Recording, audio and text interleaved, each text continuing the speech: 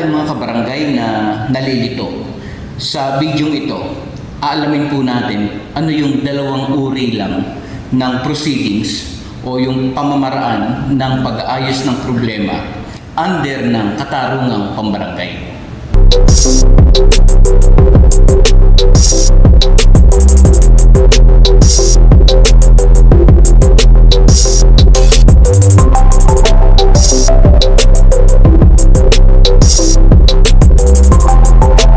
Magandang araw mga kabarangay. Kumusta na po kayo? Alam niyo po sa araw-araw na pag-check ko sa mga comments ng ating mga kabarangay na nanonood dito sa channel na ito. Meron po silang common na question. Bakit daw yung mga sinasabi ko dito ay kakaiba sa nangyayari sa kanilang barangay? Halimbawa na po itong paraan ng pagsasaayos ng kanilang hidwaan. Bakit daw iba yung pamamaraan? Iba yung mga taong humaharap, kagaya ng kagawad, kagaya ng mga investigador na siyang nag-aayos ng kanilang problema. At itong problemang ito ay under ng katarungang pambarangay. Bakit daw yung mga taong yon na hindi ko naman nababanggit dito po sa aking channel ang siyang humaharap sa kanila?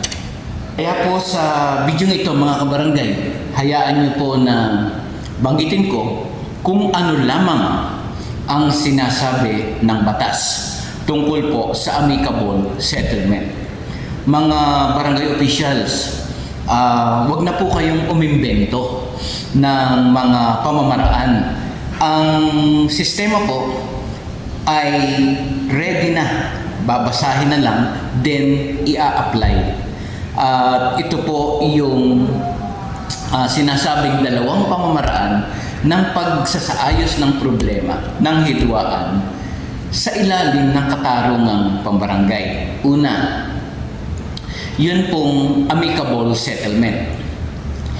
Itong amicable settlement ay isang proseso ng pagresolba sa mga hindi pagkakaunawaan ng ating mga kabarangay sa antas ng barangay upang hindi na makaabot sa maabala at magastos na paglilitis sa hukuman. Ito ay ginagawa sa pamamagitan ng paghikayat sa nagrereklamo o sa complainant at sa inirereklamo sa respondent na maayos ang kanilang hindi pagkakaunawaan. Tingnan niyo po hindi hinuhusgahan, okay? Dito sa amicable settlement kung sino ang mali doon sa mga grupo, kundi hinihikayat yung dalawang panig na magkasundo, magkaayos. Ang amicable settlement ay ginagawa ng lupon chairman o ng punong barangay o ng kapitan sa mediation proceedings. Siya po yung namamahala sa mediation proceedings. At ang pangkat tagapagkasundo naman, sila ang namamahala sa panahon ng conciliation. Ano yung pangalawa?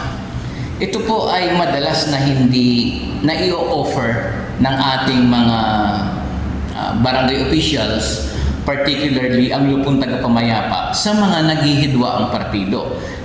Kasi minsan hindi umuubra yung amicable settlement. Nakakalimutan marahil na meron pang isang paraan na pwedeng i-offer sa mga partido at any stage ng amicable settlement proceedings. Meaning, pwede mong i-alok ang arbitration sa mediation at pwede mo rin i-alok ang arbitration sa conciliation. Ano yung arbitration proceedings?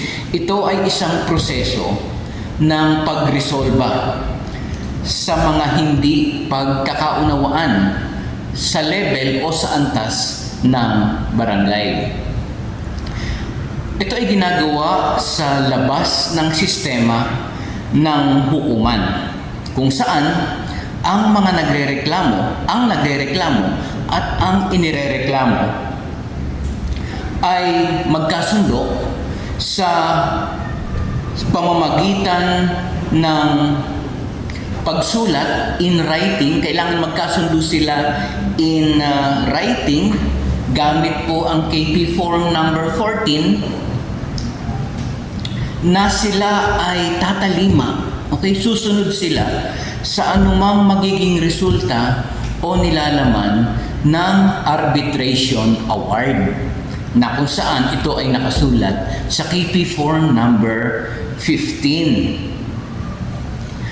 Ang award na ito, kung sa mediation nangyari, i-issue ito ng lupon chairman o ni kapitan.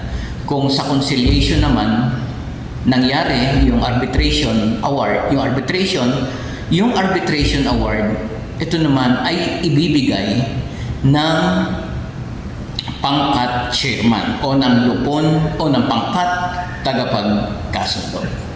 Bago ko makalimutan, mga kabarangay, ito pong mediation proceedings at itong conciliation proceedings ay dalawang pamamaraan na ino-offer sa atin.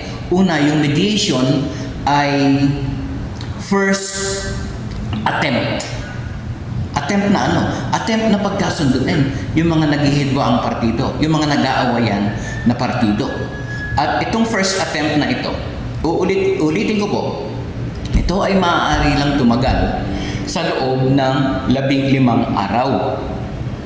Kung hindi successful si lupon chairman o si kapitan dito sa first attempt, ito ay ibababa na niya sa conciliation. At ito po yung final o yung last attempt na para pagkasunduin ang mga nag-aaway na partido. So dito sa conciliation, binibigyan din ng 15 days para ayusin, at sabi kung highly technical yung hidwaan, ay pwede pang i-extend hanggang 30 days. So ito po ay ang amicable settlement proceeding sa barangay bago po mag-issue ng certificate to file action. Kung sakaling walang kasunduan, ay 45 days bago mag-issue ng CFA. So yun po yung reason kung bakit kailangan ng 45 days bago mag-issue ng certificate to file an action sakaling walang kasunduan na mangyari. So ayun po, sagot na rin yun sa tanong na bakit ba ang tagal? Bakit 45 days bago mag-issue ng CFA? Ang isa pong masasabi ko dyan ay take note na ang layunin ng amicable settlement ay pagkakasunduan.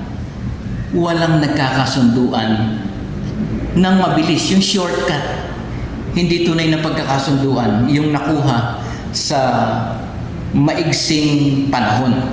Talaga pong kinakailangan umabot ng 45 days dahil kung merong nasaktan ay meron tong healing period, na bago mawala yung sakit. Kung ito ay nangyari sa magkakamag-anak, sa magkakaibigan, nagkabatuhan ng masasakit na salita, ito po ay masakit sa magkabilang panig, kaya po kailangan magkaroon din ng healing period para ayusin yung kanilang hindi pagkakasunduan. Kaya marami pong salamat, mga kabarangay. Muli, ito po si Jeffrey at nagpapasalamat sa inyo sa patuloy ninyong panonood dito sa Katarungang Pambarangay Channel.